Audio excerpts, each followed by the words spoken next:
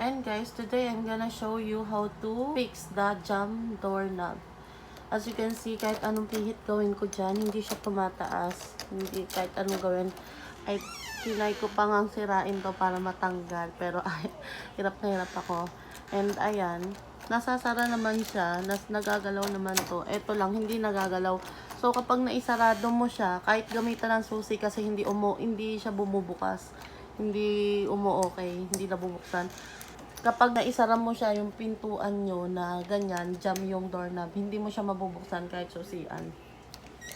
And naghanap ako sa YouTube ng ganitong video, pero wala akong nahanap. Kaya tuturuan ko kayo guys. Eto, pipisilin mo lang to guys. Eto, gagamit lang kayo ng kutsilyo. Ilulubog mo siya, tapos sabay ng paglubog mo dito, hihilahin mo, matatanggal siya. Ayan guys. Ayan guys, itutulak nyo lang to ng kahit anong matigas na bagay or use knife. Gamit na lang kayo ng kutsilyo. Ayan, pag nalubog mo siya, mahihila mo na siya and then, ayan, makikita mo na.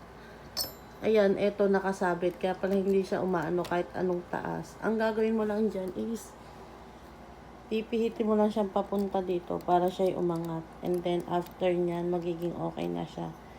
Babalik na natin siya. Babalik nyo lang yan.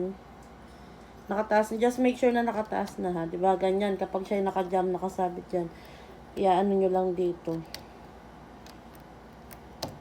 Ibabalik nyo lang. Ewan ko kung magiging okay na. Pero after kasi nangyari, hindi ko na nilalak.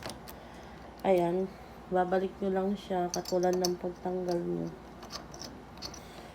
Isakto nyo yung butas niya. O, dito. Kung saan nyo inano.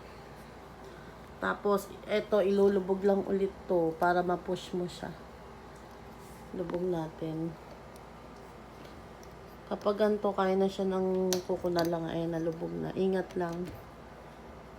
Kasi metal yan. May mga sharp edges. Ay, nakutkot nga ang kuko ko. And, boila. Ayan na. Okay na siya, guys. Hindi na jam yung lock.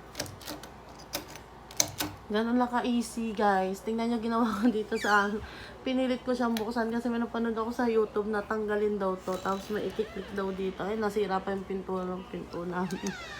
Ganun lang pala kadali.